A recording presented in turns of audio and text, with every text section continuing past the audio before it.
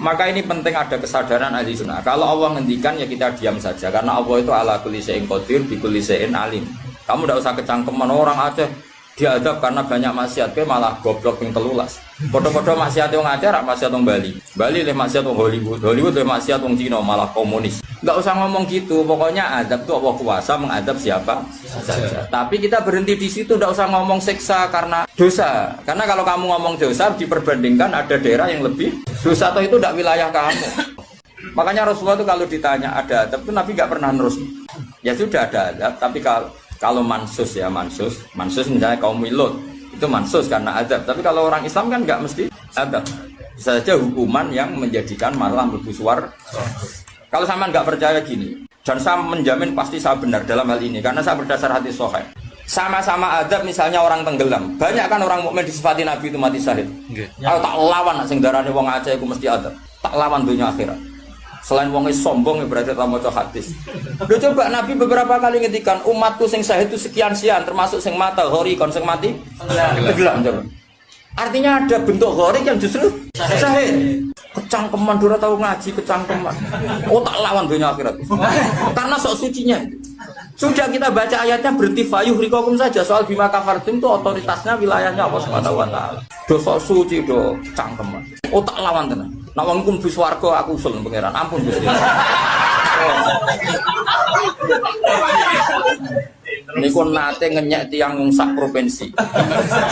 Sok sucinya. Lo coba ya. Banyak orang mati divonis misalnya kamu, wah iku krana adab. Ternyata Nabi ngendikan maktun wong lara weteng syahid.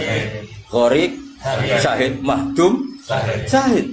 Orang yang mati korban, kan kita tidak pernah tahu. Ya sudah bodoh-bodoh tidak pernah tahu, pakai yang husnul khotimah saja, pakai yang husnudzon saja. Saya ulang lagi ini penting saya utarakan. Jadi Allah saja yang Tuhan ngendikan itu potensi. Saya pastikan lah. Kita semua kenal Allah yang warahmati wasiat. Nabi berkali-kali ngendikan inna rahmati sabaqat ghadab. Sebagian riwayat bukan sabaqat, ghalabat. Setiap rahmatku pasti mengalahkan adabku. Artinya gini, kalau ada potensi adab, ya kita milih itu bentuk rahmat saja dulu, karena itu yang mesti menang. Jadi paribasane aku roh munib, mati kecepet omahe paribasane. Utawa mati tiba ning WC. Misal aku tetep darani syahid, kategorine mahdum. Enggak apa-apa. Karena menduga rahmat itu lebih gampang karena Allah jelas ngendikan hadis Qudsi inna rahmati ghalabat ghadabi. Berarti gamane pola semua itu lebih baik kamu tafsirkan sebagai rahmat. Nah, kecuali ada sharihul ayat yang mengatakan itu adab, tapi mana ada sekarang udah ada nabi. Misalnya kaum Lut kan Allah jelas-jelas ngendikan itu karena adab, ya sudah kita ikut mengatakan adab. Tapi kalau yang orang Aceh, orang mana-mana kan enggak ada ayatnya. Jelas ya? Iya. Mulane sing apik itu ngaji sing tenanan. Loh kalau kaum Lut kan binasillah misalnya hijarata kada wa kada terus Allah ngendikan karena adab. Ya sudah kita ikut tentang kaumnya Nabi Lut. Tapi sekarang nyuwun sewu misalnya ada orang punya penyakit homoseks, kemudian dia kena adab. Ya sudah itu sanksinya Allah. Bisa saja adab ini kalau dia mukmin kafaroh betul. Memang ya adab tapi oleh Allah dihitung kafaroh dan itu hadis sahih. Tidak ada seorang mukmin yang punya dosa kecuali nanti dia kena masalah, nanti kena riu atau kesandung dari Nabi dan itu nanti jadi kafarnya. Jadi saya pastikan fayuhrikokum bima kafartum itu untuk konteks orang mukmin kamu baca separuh saja sudah Allah itu mampu menenggelamkan kalian. Tapi khusus orang mukmin khitabnya jangan bima kafartum kan kita tidak kafir. Loh kalau Allah kan maha tahu sehingga Allah berhak dong ngendikan bima kafartum mergo kowe kafir. Kita kan tidak tahu, apalagi dirinya dia mukmin kan ayat itu tidak kena. Ayat itu kan pada orang kafir, bima kafartum ayatil, kowe bima amantum. Boyo mikir, ngene yo, seudon ora usah dilembagakno, seudon. Lah wong seudon kok dalil. Ijo ana panggunge lho. Wong seudon siri wae elek, men seudon kok dikai panggung. Ajak-ajak bisa. Lha seudon kok dilembagakno. Tak lawan yakin dunia. Bahaya itu bahaya sekali, orang terima bahaya sekali. Ya saya ulang lagi ya. Jadi kata qadir itu potensi. Enggak mesti terjadi karena kita tahu warahmati wasatun. Inna rahmati sabaqat ghadabi wa fir'atin ghalabat. Jadi kalau ada fenomena tak pilih dulu itu rahmat, terutama kalau pada orang mukmin. Mulane ngaji itu pun nanganut kula. Fayukhriqakum bima kafartum. Sing berhak ngendikan bima kafartum iki sapa arah pengira. Wong yang terjadi di Indonesia itu udah mukmin, mana mungkin kita teruskan bima kafartum. Rungokno tobat wong-wong. Aman Nabawi anut Sayyidina Ali. Jadi Sayyidina Ali, aku sebenarnya ketemu pangeran pertama, ngelapor wong sing masalah mbak aku. Ana awwalu man yatsu baina yadir rahmanil khusuma. Aku wong pertama sungkeman yang pangeran. Iku apa konfirmasi, musuh aku bener di. Aku sih yakin ngono. Aku sebenarnya ngono. Ulama dilawan bal ngenyek wong. Tapi kalau Allah ngendikan adab itu mau ngendikan potensi. Jong nak kelakuan ngene, aku iku kuwasa mendatangkan siksa. Kuwasa itu kan belum eksekusi kan? Bisa iya, bisa tidak.